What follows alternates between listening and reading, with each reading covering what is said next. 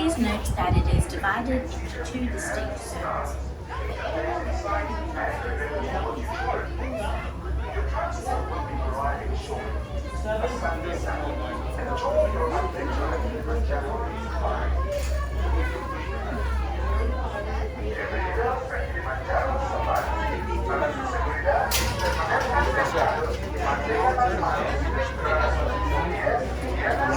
You don't remember? You got it at the office though, right?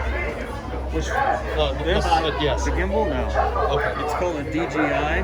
DJI. DJI. Yeah. Thank you. Yeah.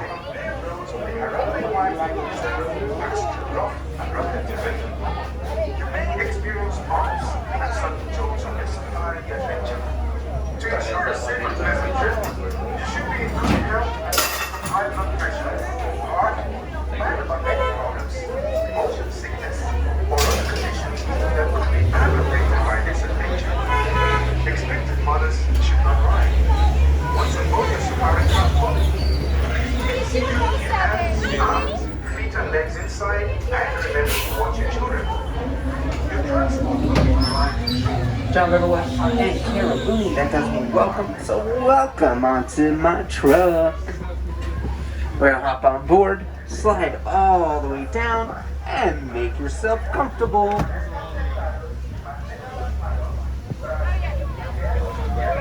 Kind of worked out. It worked out. Oh, Phil's calling me. Hello? We're already getting on, but it's a 5-minute wait. Hurry up. Yeah, get it.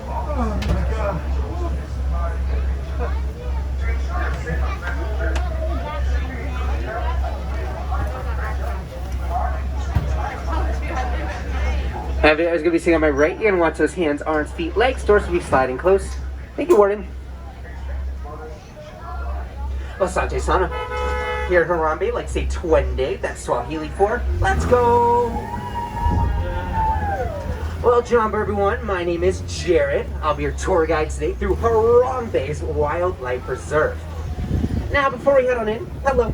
I do have a few ground rules. Just make sure we are staying seated at all times with those face coverings on throughout our whole journey today, covering our nose, mouth, and chin. It is mandatory that you do so. And also for the safety of all these animals in the reserve, just make sure we're not making any loud noises at them. It is their home. We want to feel welcomed. Are you guys ready though? All right, can't even say no. We're already in the Little Ituri Forest. Now coming up on our right side, the first thing we're going to see is the beautiful okapi standing right in the middle of that hill. Now looking at them, a lot of people think the okapis are related to the zebras because they're striped legs and back, but they're not. Actually, to the giraffe. They're just rocking some party pants, as you can see, but you can tell they're related to the giraffe because they're long facial structures, long 16-inch purple tongue. Coming up on our left side as I make this turn, will be some types of antelopes you're going to see eating from this tree. Now, these are some greater kudus. They are the second largest antelopes in Africa, right behind the Patterson eland. These ones are both females, you can tell because they don't have horns. Only the males do. And their horns can grow to be about 6 feet long. But speaking of horns, on our left side, all the way in the back on top of the hill, there's a black rhino back there. Well, that's his backside, as you can see.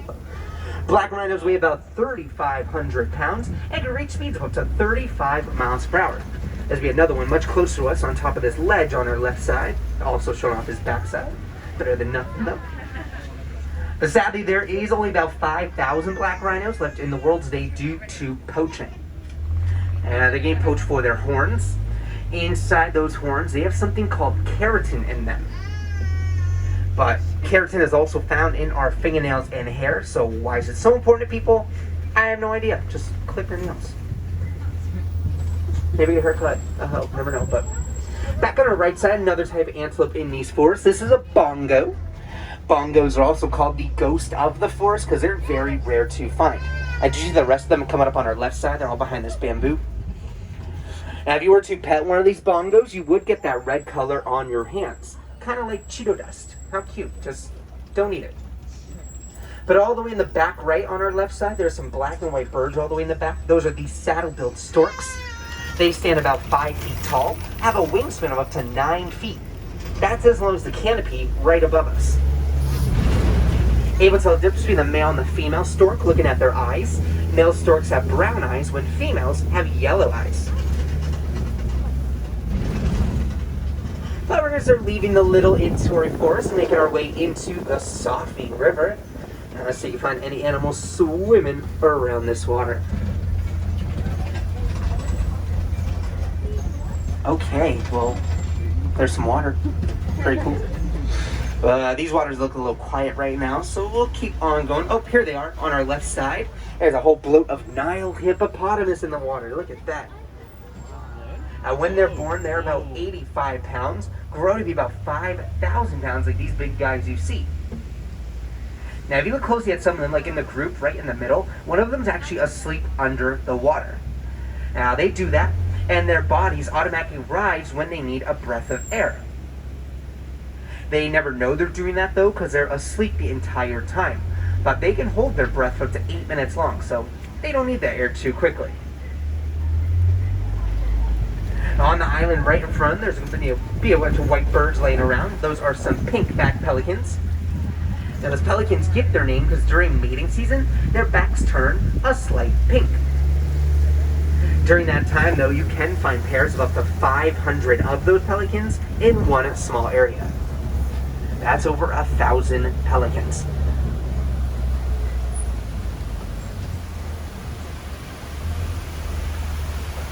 Now, as you keep looking at the left side, you see some cuties coming up all the way in the back.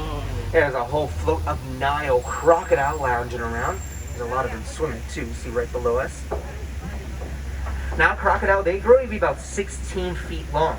And if they were to stand up on their tails, that's as tall as a giraffe. And they can weigh a whopping 500 pounds. What a lot of people don't know about those vicious predators, though, is that they're really good parents. What they like to do, they like to put those eggs in their mouth, roll them around a little so they crack. That way it's easier for those babies to hatch. How adorable is that?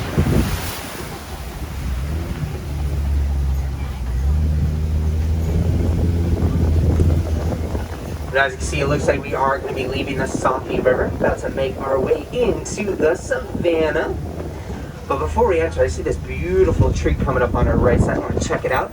This is going to be a baobab tree, also called the upside down tree. Because when you look at it, it looks like it's planted upside down, but it's not. Now, these trees are leafless for about 9 months of the year, and they do keep all their water stored in those big trunks of theirs, which does make it a good water source for any animals nearby. They like to use their tusks and horns to pierce into those trunks to get into that water. That's why it's also called the Tree of Life. And as we make our way down this hill, look back on our left side, see the gorgeous view of the savannah. Do see a lot of animals walking around right now, so we have plenty to see down here. You guys see those giraffes over on our right side. We'll get a much better view of them on the other side, so don't worry. To be more specific, those are Maasai giraffes. Able to tell looking at their brown spots, because they are kind of messy unlike other giraffes. Maasai, messy, that's how I remember it. Like I said, we'll talk more about them over there. I do see their best friends on our right side as well, kind of in the middle of this field. These gray animals, that's a herd of white bearded wildebeest. But they're also called gnu's for the sound that they make. So, you know, cows go moo, wildebeest go gnu. I think they have an accent or something. I'm not sure about that. But on our left side, looks like they're going to be up ahead in kind of a weird spot right behind these bushes. If you look all the way to the right by the tall grass, I do see the wild African dog sleeping right behind these bushes. I'll try so you guys can kind of see them. The wild African dogs are also called painted dogs for their unique colors. They are the most successful predators in the world, catching up to 90% of their prey. More success than the most big cats, lions can only catch up to 30% of their prey. In that pack, though, there's a dominant male, dominant female dog that work together, and what they do, they tire their prey out. So they keep running and running and running till that prey can't take it anymore. And to our left as well, you'll be able to see the sable antelope. Those guys are the symbol of Harambe's Wildlife Reserve. That's because instead of running away from their predators, they like to stand their ground and fight back against them. But also to my left, some Ankole cattle. May have heard their other names, the Watusi cattle. Got that name because the Watusi tribe were the first ones to discover and domesticate them. They are known for their horns, as you see. They're quite long, grow to be about 5 to 6 feet from tip to tip. Did look heavy, yes, but they're not. They're made of a honeycomb-like structure. They actually regulate their blood flow and body temperature. Now here's a better view of those giraffes coming up ahead. Like I said, very common to find them hanging out with wildebeest as well as zebras because all of them are non-territorial. And once so on after they do all get together, migrate from one area to the next. Whenever they do that migration, they always follow the rain because wherever it rains, it means fresher grass for them. I hope you guys have those cameras and cell phones ready because coming up on our right side, if you look at the two giraffes all the way in the back, those would be the two baby giraffes back there. They're about 4 months old. They're still very, very young. Let's have to get a better view up ahead, so don't worry. But when the baby giraffes are born, they are about 6 feet tall. But the first thing they do experience when they're born is a 6-foot drop. Now that's because giraffes normally do not like to lay down in case any predators are around, so mothers give birth standing up. Here they come on our right, they're all the way to the left. But talk about a rude awakening right there. After they are born, though, they stand within the first hour, grow to be about 16 or 20 feet tall when they're an adult, the ones to the right of them. And one thing that makes them so tall is their necks, of course. Their necks are very, very long, but just like us humans, they only have 7 bones in those necks. I mean, clearly, they're much longer in size compared to ours, but I like them as a short-necked giraffe, so it's fine. If you did see with most of them, they weren't doing what they do best in the day, which is eat. Giraffes only spend 30 minutes of their day sleeping. The rest of the day they spend eating. To our left side, hiding all the way to the left, kind of near the bushes, I do see a large antelope laying down. He's dark gray. Now that is the Patterson eland. They are the largest antelopes in the world. That big guy can weigh up to 2,000 pounds. But what's really awesome about that guy is from a standing position, he can jump as high as 8 feet. So it doesn't matter how tall you are, a 2,000 pound antelope can jump right over you. How awesome is that? We're going to take a little detour to this part of the savannah because coming up on our right side, you see a big guy over here by this watering hole. There's be an African elephant on our right side. Now you're able to tell he is an African elephant because we're in Africa right now, but also if you look at their ears, they're kind of shaped like the continent. Now you know what you're saying, Jared, these ears don't look like Africa. Well, it's abstract, okay? The African elephants do have the longest pregnancies in the world. Elephants are pregnant for 22 months to 2 years. Yeah, but that's because when they're born, they're about 250 pounds. Then they grow to be about 13,000 pounds, like that big guy we just saw. I was looking for a few more elephants. Looks like they all have migrated to the other side, so we'll drive over there. Hopefully we'll find them. That does mean that this elephant we just saw was the male elephant, also known as the bull elephant. Now that is because by the age of 13, that's when the men reach their maturity. So they either go off by themselves, or they join other men and form a bachelor herd. So hopefully on this side, we'll find all the female elephants over here.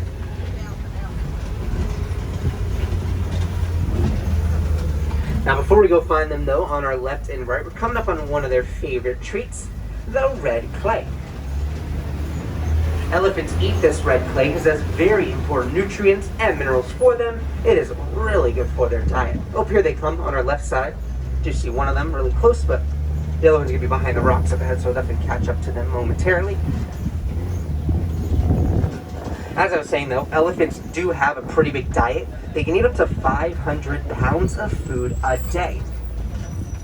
Now, I'm going to like this candy right now because I do love my junk food, but if you want to eat just like an elephant, you're going to have to eat 5,000 full-size Snicker bars a day. have lots of fun with that. Now, you can see her, like I said, there'd be two more right behind these bushes on our left side. Get a much better view of them. Now, whenever it's too hot for these elephants out here, you kind of see them doing it right now, but to keep themselves cool, they flap their ears. Behind those ears, they have large blood vessels, so when they flap them, it creates a big air current. But it also rushes all the blood to their ears.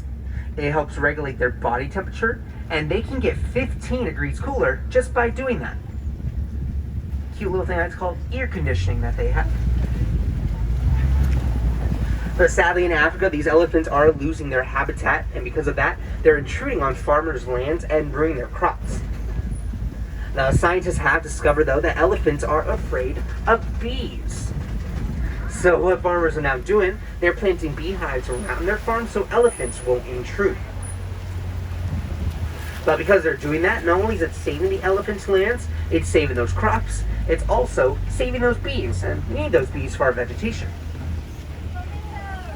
Yes, to my left side, I see a whole flamboyance of flamingos on this island.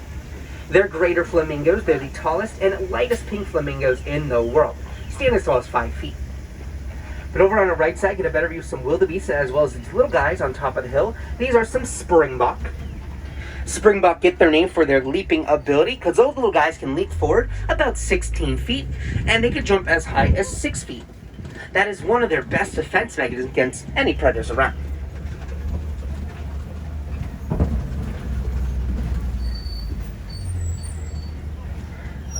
Alright, now as we enter this part of the reserve, I do recommend also getting those cameras and cell phones ready, as we have another baby getting introduced into this reserve. He's also about 4 months old. All three of the babies were born in October, so just be prepared. We're going to try and look for him. Hopefully he'll still be running around. But over on our left side, you'll see these scimitar horned oryxes. Now what's really fascinating about these guys is that they can go 9 months without water. Now that's because they get all that water in the vegetation that they eat. But also their bodies do not start sweating until they reach 115 degrees Fahrenheit. So basically, those oryxes don't sweat. Must be nice. The adaptation that helps them from sweating is those beautiful white coats. The white color helps reflect the sun away from their bodies.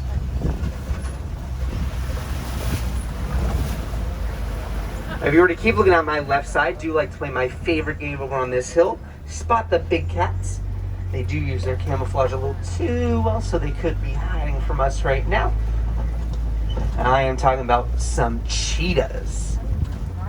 The cheetahs run about 65 miles per hour, which makes them the fastest animal in the world. Reach those speeds in just under 3 seconds. Here they all come, all three of them. They're walking around right in the middle. One of the greatest adaptations they have to help them run fast is a very flexible spine. Cheetah spines are so flexible, when they run, they can turn in midair. But they do only use that speed in short bursts of energy to catch their prey because they're sprinters, not runners. But speaking of big cats, looks like we are approaching a kopie. It's a special rock structure going to be on our left side. And if you look at the group of trees all the way to the right, he's sleeping right next to it. There's the male lion sleeping against the tree, all the way to the right. As you see, he is doing what they do best in the day, which is rest. They are nocturnal, so they rest for 16 to 20 hours of the day. Let's see if we can find the females. They're probably on the other side. Oh, yep, here they come. They're on the rocks right here. They do rest for that long, save all their energy, go hunting at night, like I said. When it's time to go do that, only the females go out and catch their prey, while the men stay back, guard their territory and their little cubs. Clearly he was doing a great job right there. But do it at night, because during the day they have the same eyesight as we do. During nighttime, the eyesight can get 6 times greater, like I said. Sadly though, there is only about 20,000 lions left in the world today due to poaching. There's his backside, if you want to see that. There may be more people riding this ride today than there are lions left in the world. How wild is that?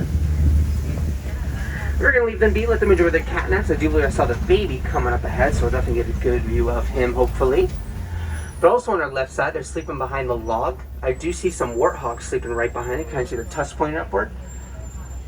Warthogs are the largest burrowing animals in the world. When they go into those burrows, they always like to back up into them. That way the tusks are facing outward. So in case any predators are around, they're ready to attack. But over on our right side, we have found the white rhinos. Oh, he's right in front of us too, the baby. It's very hard to see right behind the bush. I think he's hanging out with his mom right now, so hopefully they'll walk over here. Walk this way. No, okay, that's okay. We get a good view of their aunts right here, but as you can see with these white rhinos, they are not white. They're still gray. It's misinterpreted for the word vite, which is Afrikaans for the word wide.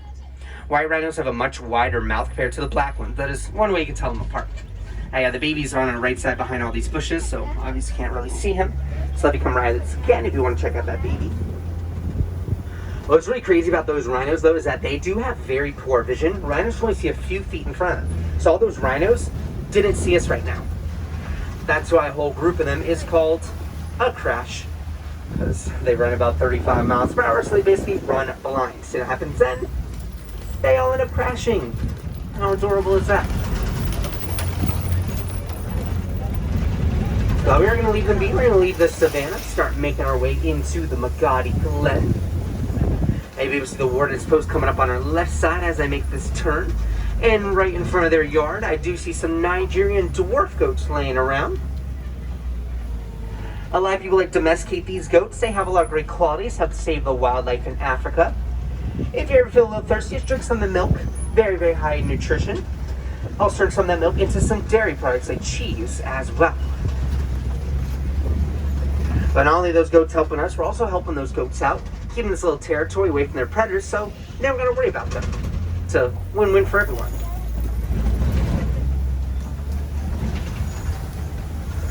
Sadly though, that does mean we are going to be reaching the end of our journey today, but if you guys want to see some more animals, I do encourage riding the safari again, because every safari ride is different.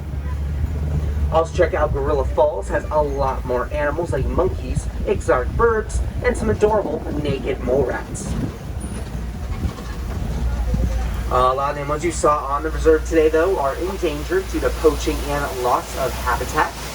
A very easy way you can help with that is by recycling.